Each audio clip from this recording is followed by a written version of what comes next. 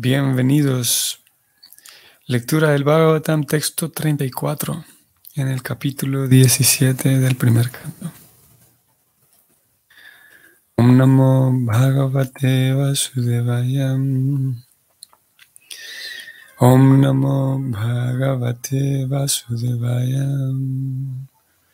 Om Namo Bhagavate Vasudevaya.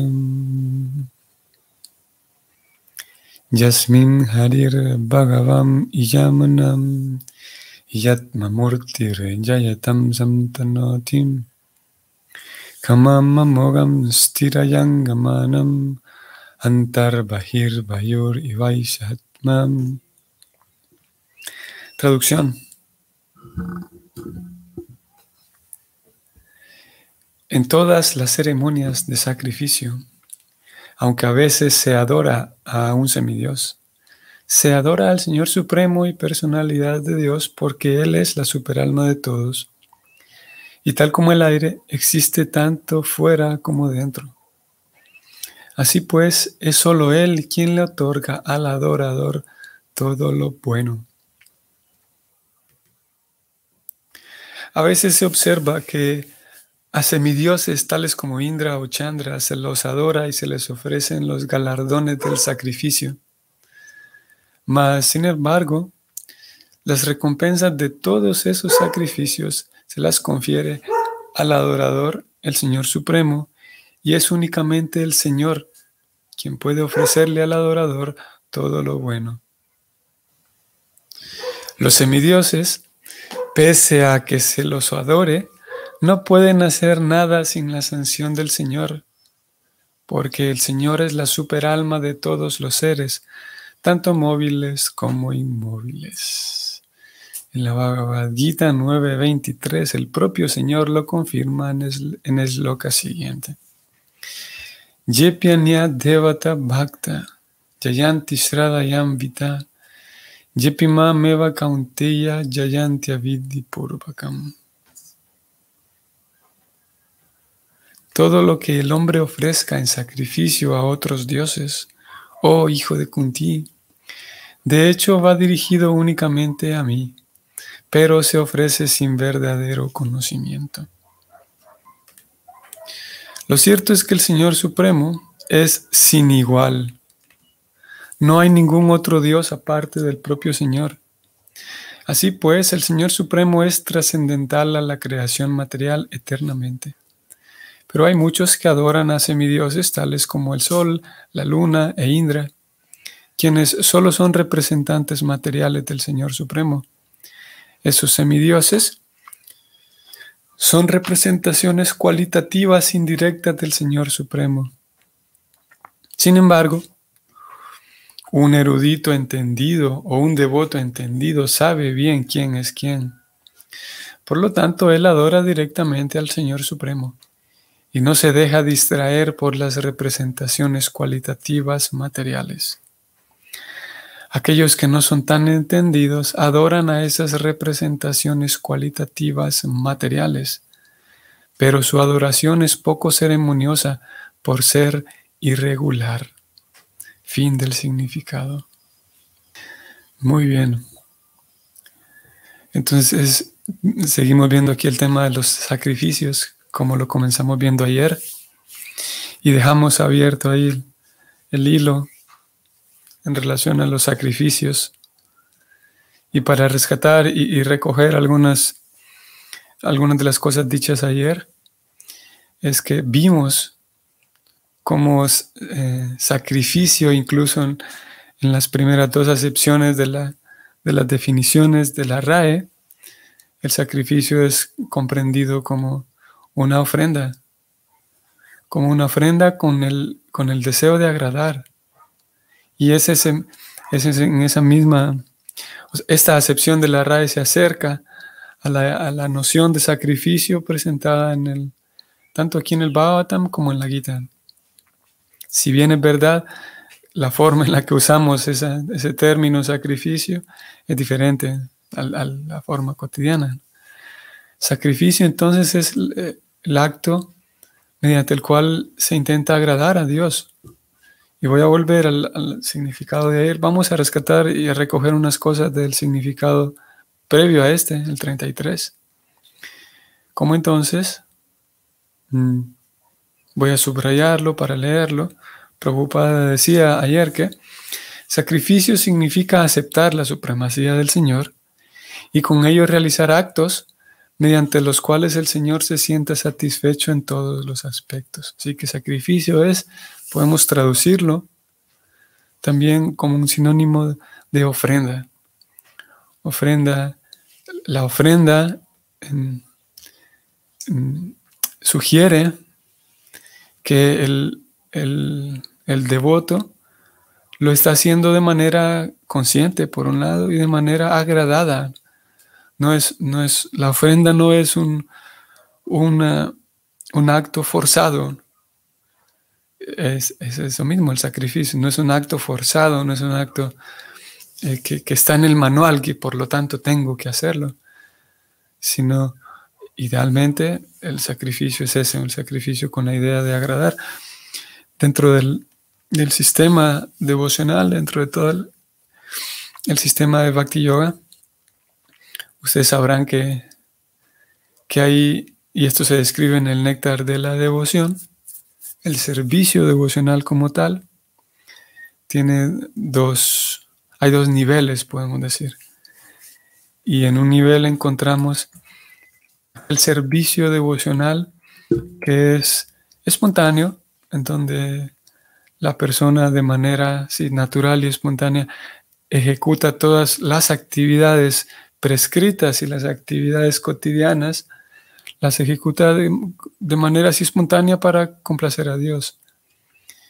Y mientras se llega a ese estado, a ese nivel de servicio devocional espontáneo, entonces tenemos el servicio devocional regulativo, que es en el cual se conocen cuáles son las normas y se llevan a cabo, y esas normas no necesariamente se están ejecutando con completa espontaneidad.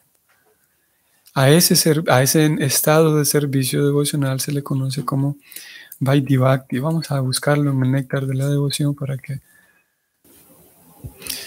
estamos en el néctar de la devoción, capítulo 2. Quien quiera echar un vistazo y sentarse un momento a leer con mayor detenimiento esto. Sadhana Bhakti se refiere a la práctica del servicio devocional. Cuando hablamos de la práctica, como lo que estamos haciendo ahora, que es el acto de escuchar, leer y escuchar el Bhagavatam, está incluido dentro de la práctica del servicio devocional, o técnicamente llamada, esa práctica es técnicamente llamada Sadhana Bhakti. Un Sadhana Bhakta sería un sadhaka, generalmente lo llamamos así, un sadhaka es alguien que practica, lleva a la práctica el servicio devocional. Y esa práctica, sigo leyendo, puede dividirse en dos partes. La primera parte se llama servicio devocional de acuerdo con los principios regulativos. 2 puntos, o sea que debemos observar estos diferentes principios regulativos según lo ordene el maestro espiritual o fundándonos en las escrituras. Y uno no debe negarse a hacerlo. Eso se llama Vaidhi, o sea, servicio reglamentado. Ello debe hacerse sin discusión. Otra parte del Sadhana Bhakti se llama Raga Anuga o Raganuga. Raganuga se refiere al punto en el cual, siguiendo los principios regulativos, uno se apega un poco más a Krishna y ejecuta el servicio devocional llevado por un amor natural. Aquí Prabhupada viene a dar un ejemplo. Y sigue hablando del tema.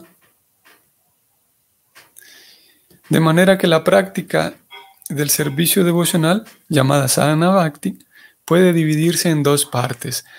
Una parte es reglamentada y la otra espontánea.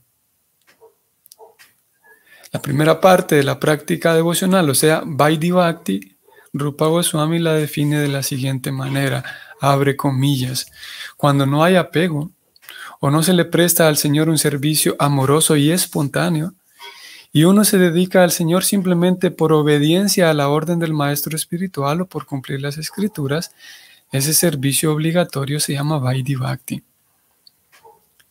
Y aquí dedica Prabhupada más tiempo para describir el Vaidhi Bhakti, etc. Podría dar la impresión de que este servicio devocional reglamentado no es servicio devocional porque se están siguiendo solamente las reglas y las normas. Pero lo cierto es que es servicio devocional, porque aquí se requiere, en este capítulo 2 se describe que hay en ese servicio, para poder ejecutar ese servicio devocional reglamentado, se requiere que la persona tenga fe en el maestro espiritual, fe en algunos Vaishnavas, fe en las escrituras, y posiblemente no tiene un amor espontáneo, pero sabe muy bien que aquello que está haciendo, por un lado, le reporta una satisfacción interna, porque a pesar de que no es completamente espontáneo y amoroso, pero por ser ya servicio devocional ejecutado con fe y con buena intención y con sinceridad, reporta a la persona una satisfacción. Así que la persona está ejecutando el servicio devocional, a pesar de no haber llegado a la etapa completamente amorosa y espontánea. Ahora voy a volver al verso del Bhagavatam. Verso 33, no, 34.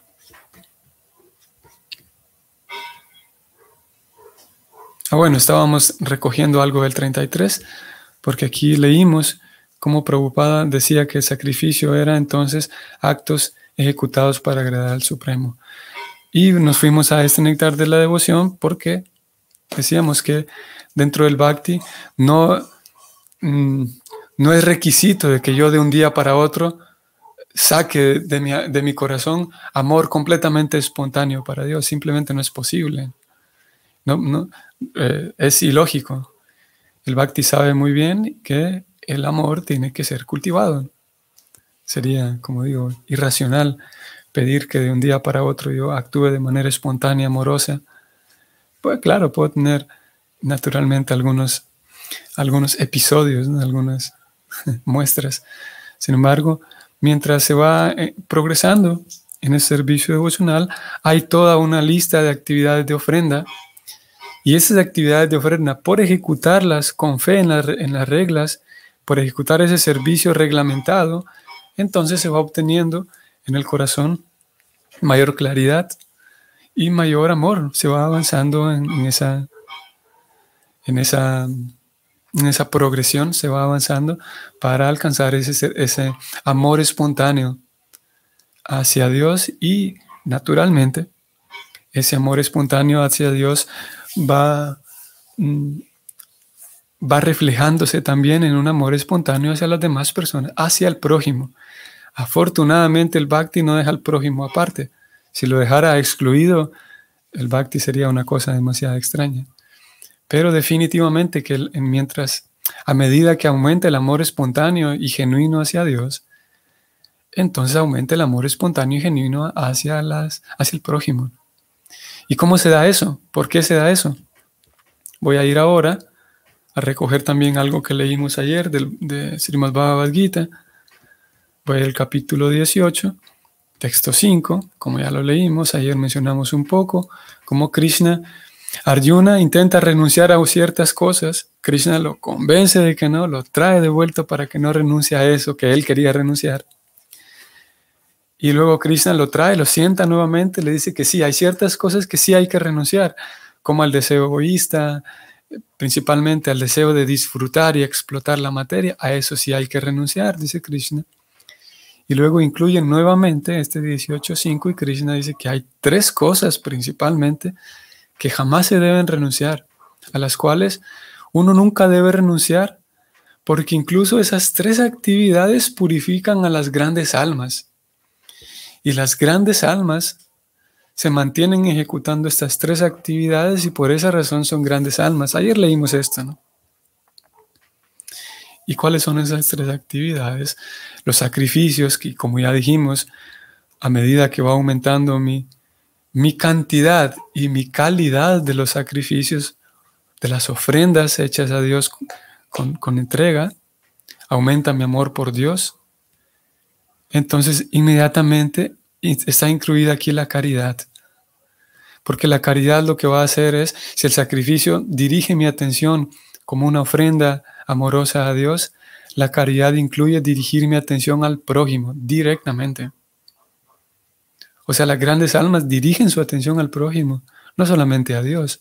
No es una religión impráctica que hace que la persona se vuelva insensible ante el prójimo. Por el contrario, tiene que haber caridad. Y así como sacrificio, ayer hablábamos de cómo no es necesariamente un esfuerzo desmedido, como comúnmente lo comprendemos. La caridad comúnmente la comprendemos como dar dinero al que no tiene dinero. Y eso incluye también, definitivamente está incluido en la caridad. Pero es mucho más amplio el concepto de caridad. En caridad podemos decir, de manera así más concreta, es con mi comportamiento poder expresar al prójimo el amor que estoy cultivando en los actos de ofrenda. Por lo tanto, la caridad incluye el ser gentil, la gentileza con los demás, la buena disposición con los demás, la paciencia, la empatía. Todo eso incluye la caridad. No solamente el darle dinero a quien no tiene dinero en la calle, sino a dar. Caridad significa dar algo que tengo, algo que otros no tienen. Y si yo estoy cultivando, debido a las ofrendas de sacrificio, a las ofrendas amorosas, estoy cultivando amor genuino, entonces caridad significa expresar ese amor con el prójimo. Y el no hacer, el no observar la caridad, entonces me imposibilita el ejecutar bien el servicio devocional, espiritual. No es excusa decir, al menos en el Bhakti, no es excusa decir que estoy demasiado ocupado en la religión, no tengo tiempo para el prójimo.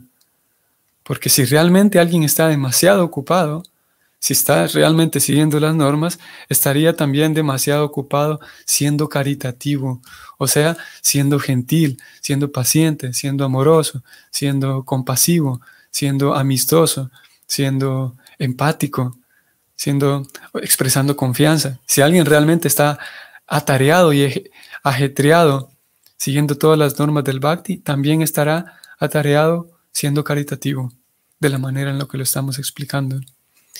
Por esa razón, lo vimos hace unos días, Prabhupada dice, la comunidad Vaishnava es la primera que debería tomar cartas en el asunto frente a las crisis sociales. Hay mucho que hacer en el campo de la caridad, ya sea como grupo, como cuerpo social, como individuo. Y para poder mantener tanto la caridad como el sacrificio, ambos requieren acción, se habla de penitencia. Esto es tan genial,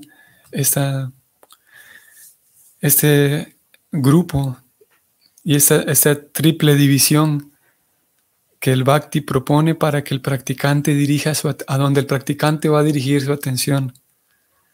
Esta penitencia casi de manera intuitiva, si tuviéramos que preguntar hacia dónde va dirigida la atención en la penitencia, casi de manera intuitiva nos dice que si en sacrificio, en la ofrenda, la atención del practicante va dirigida a Dios, en caridad, la atención del practicante va dirigida al prójimo, naturalmente, en la penitencia, la atención del practicante va dirigida a sí mismo.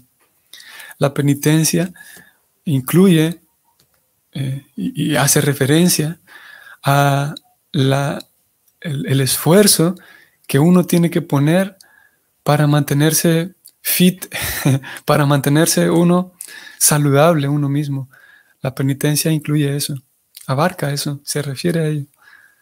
La penitencia que incluye el yo mismo mantenerme saludable, el yo mismo sentarme y hacer el trabajo difícil a veces de limpiar mi propio cuerpo emocional, limpiar mi propio cuerpo físico. Por ejemplo, en la penitencia incluimos actos que pueden ser no muy agradables. En preyas, en la Gita hay dos términos, preyas y sreyas, sreyas y preyas. que son traducidos como el placer inmediato, en contraposición con un placer a largo plazo. Y como sabemos, un niño tiene menor capacidad para pensar en largo plazo, ¿no?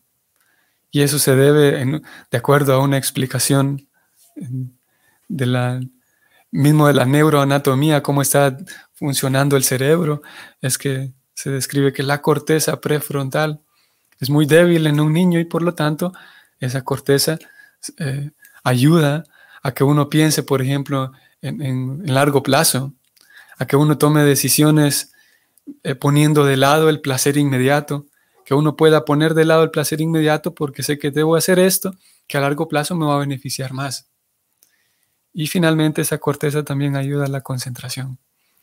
Así que en Preya, en el concepto como lo traduce la Gita, es que Sreyas es una felicidad, un placer que es más duradero, es un placer que es más holístico, podemos decir, es más duradero y es más a largo plazo. Como por ejemplo el placer que viene de tener una buena salud, del poder beber todos los días suficiente agua, por ejemplo, mantenerme hidratado. Sin embargo, el beber agua en sí, en el momento, no es que no necesariamente va a tener un placer inmediato. Es mucho más placentero beber un jugo porque tiene azúcar. Y ese placer inmediato, llamado preyas, de acuerdo con la Gita, lo define así, ese placer inmediato no siempre va a generar un placer a largo plazo, un placer sreyas. Y la capacidad que entonces tengamos, todo eso está incluido aquí en penitencia. Penitencia significa que yo soy capaz de entender que esto que estoy haciendo tal vez no tiene un placer inmediato, una gratificación momentánea, inmediata, pero entiendo bien que a largo plazo me da un placer mayor. Me lleva a una vida saludable. Siempre la penitencia va direccionada a una vida saludable. Saludable en todos los niveles, no solamente físicamente, sino una salud emocional, una salud física incluso. La penitencia de no comer cualquier tontería que se me pone enfrente es una penitencia. ¿Para qué? Para tener una vida saludable. Una vida saludable se traduce, como popularmente el dicho indica, que mente sana y cuerpo sano. Si tengo mi mente sana, entonces voy a ser más capaz de poder actuar de manera caritativa. Porque si tengo una mente no sana, no voy a estar muy predispuesto ni muy dispuesto a actuar de manera gentil, amorosa, de manera confiada con otros. Si no tengo ambas cosas, pueden fluir mejor cuando están en buena sintonía. Si hay penitencia, la penitencia, como ya dijimos, de mantenerme saludable. Volviendo al texto, entonces, recogiendo lo de ayer y lo de hoy, se hablaba de ofrendas hechas a Dios y cómo ese tipo de ofrendas, ese tipo de sacrificios van haciendo naturalmente que la persona, por un lado, encuentre mayor plenitud, mayor satisfacción, porque está vinculándose con el todo completo.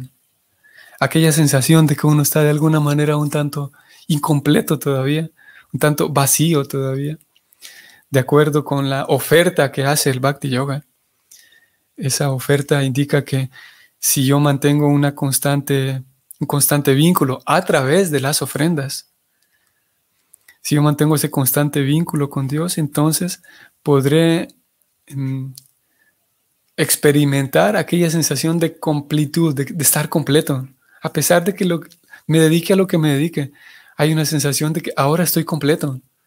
¿Por qué? Por dos razones. Porque tengo un vínculo directo con el todo completo y porque estoy recibiendo más información del todo completo, información completa del todo completo, que es Dios. Y eso llena ese vacío, podemos decir, o puede llenar ese vacío, y da aquella sensación de que estoy viviendo completo, llevo una vida completa. Vale también notar aquí que esos sacrificios, esas ofrendas, afortunadamente el Bhakti en ningún momento le da prioridad a las ofrendas de dinero. No, de ninguna manera aquí la prioridad es ofrendas de bien, ni siquiera de bienes. Más bien, al contrario, si alguien aparece, digamos, tocando la puerta del templo, o alguien aparece tocando las puertas, sí, de un centro de Hare Krishna, y muy ansioso por entregar todos sus bienes y su dinero, claro, hay diferentes centros y sería recibido de maneras distintas en diferentes centros. Sin embargo, estrictamente hablando, como está planteado el Bhakti en estas páginas, no estamos tan deseosos de que la gente entregue su dinero. Es más preferible, los grandes acharyas y los grandes maestros prefieren más que la persona haga una ofrenda específicamente recogiendo lo que leímos del verso anterior, del verso de ayer, antes que otra cosa. Y definitivamente, si alguien está muy deseoso de hacer una ofrenda de dinero y de bienes, pues bueno, también es bienvenida, desde luego. No será rechazada cualquier ofrenda que quiera hacerse con una buena intención. Pero estoy en el verso de ayer. En esta era de Kali, la mejor fórmula común de sacrificio u ofrenda la constituye el Sankirtan Yagya. ¿Cómo se traduce esto? La mejor ofrenda, de acuerdo con el verso de ayer y también vinculado con el verso de hoy, es la ofrenda hecha en el acto de cantar los santos nombres del Señor. El sentarse de manera individual a cantar los santos nombres del Señor, que en tantas ocasiones se hace referencia a cómo el nombre de Dios no se compara con ningún otro nombre, que es bendito sobre todo nombre, una cosa así. Y es la ofrenda hecha de sentarse en grupo, en congregación y cantar los nombres de Dios. Por un lado es los nombres de Dios, por un lado, y por otro lado lo que estamos haciendo ahora mismo, el hablar acerca de todo lo relacionado con la energía espiritual, el discutir y el escuchar, el hablar, toda esta filosofía, toda esta teología relacionada con la vida espiritual también está incluida en Sankirtan Yagya, que es el nombre técnico. Eso hace descansar al alma, eso hace que uno en medio de una sociedad tan abrumadora, uno pueda descansar un poco. Por un lado en esa filosofía, en los pasatiempos relacionados con Dios, en el cantar definitivamente, y de hecho cantar los nombres de Dios, puede hacer descansar al alma, descansar a la persona, y al mismo tiempo va acercándose a niveles más profundos de amor genuino y espontáneo a Dios. Es así como plantea su esquema, el Bhakti. Leo a Luisa Cofre, Hare Krishna, saludos. La penitencia aduce el control de los sentidos y el control de los sentidos nos ayuda a ser más caritativos con todos los que nos rodean. ¿Cómo puedo motivar a las personas que recién están conociendo la conciencia de Krishna para que hagan penitencia? Una pregunta necesaria. Y para eso tenemos una respuesta de Srila Prabhupada. Voy a decir, la respuesta así rápida es que ¿cómo podemos hacer para que personas que se van acercando quieran hacer penitencia? La respuesta es que no hace falta que ellos quieran hacer penitencia. Y vamos a leer un texto que Prabhupada indica eso. Que inicialmente una persona que está entrando a la conciencia de Krishna, lo último que necesita hacer es penitencia. Lo primero que necesita hacer esa persona es darse gusto, vamos a decirlo así, que disfrute cada una de las cosas bellas que hay, que disfrute el kirtan, que disfrute el prasad, que disfrute las buenas historias, que disfrute de la filosofía. Y eventualmente, vamos a leer ahora que Prabhupada recomienda eso, eventualmente la persona se dará cuenta de que necesita ahora ponerse a ejecutar penitencia. Si empezamos al revés, si empezamos con la penitencia, posiblemente la persona no logre enamorarse de aquellas cosas bellas que tiene la conciencia de Krishna. Y así como lo resuelve Prabhupada. Es en el capítulo 19 del Néctar de la Devoción, y Prabhupada está hablando aquí, presenta el tema de lo poderoso que es la compañía de devotos. Y voy a leer todo el parágrafo para que veamos la respuesta de él a esta pregunta. Aquí Prabhupada va a describir qué sucede en la vida de una persona cuando entra a la vida devocional. El comienzo del amor extático por Dios lo constituye básicamente la fe. Existen muchas sociedades y asociaciones de devotos puros, y si alguien comienza, aquí está, Si alguien comienza, como usted preguntó, si alguien comienza a relacionarse con esas sociedades con tan solo un poco de fe, su avance al servicio devocional es rápido. La influencia de un devoto puro es tal que si alguien llega a relacionarse con él con un poco de fe, tiene la oportunidad de oír lo que se dice sobre las escrituras, sobre lo que se dice del Señor y lo que el Señor dice en las escrituras autorizadas, tales como el Bhagavad Gita y Bhagavatam. Así pues, por la misericordia del Señor que está situado en el corazón de todos, por la misericordia del Señor, gradualmente se desarrolla en uno la fe en las descripciones de las escrituras.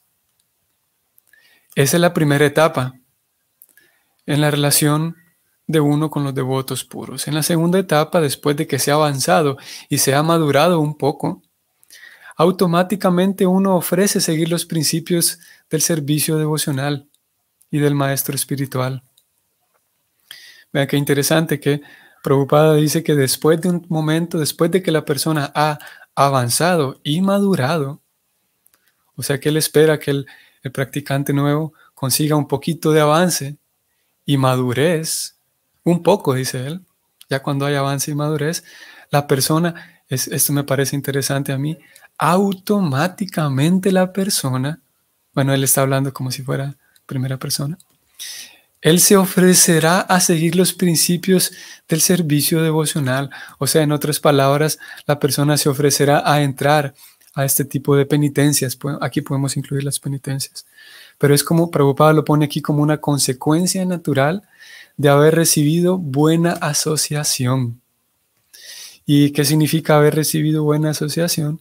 Que aquellos devotos entonces le plantearon la filosofía de manera cuerda, de manera lógica, de tal manera que la persona consiguió un poquito de fe en las escrituras, dijo Prabhupada. Y eso es tarea de aquellos que ya llegaron, tarea de los que ya llegamos, de expresar y plantear la filosofía de conciencia de Krishna, de tal manera que la persona consiga desarrollar confianza en esas escrituras, a través de la lógica, por ejemplo. Presentar la conciencia de Krishna y ver cómo la conciencia de Krishna es algo lógico, es algo práctico, es algo útil, de tal manera que la persona termina teniendo fe, se da cuenta que esos libros es verdad, esos libros tienen algo lógico para decirme, tienen algo razonable para decirme. Y eventualmente la persona de manera voluntaria entonces se adentrará en aquello que tiene que ver con la penitencia. Y Prabhupada sigue hablando aquí de esa progresión. Sigo leyendo, ven. En la siguiente etapa, después de haberse automáticamente ofrecido, y después se inicia, bajo la guía del maestro espiritual, el devoto ejecuta servicio devocional regulativo. Aquí ya sigue las normas y las reglas. Y como resultado de esa regla se libera de todas las ocupaciones reprochables o reprobables. Así es como lo plantea Srila Prabhupada. Y es bastante compasivo, ¿no? Es muy interesante, muy lindo al mismo tiempo.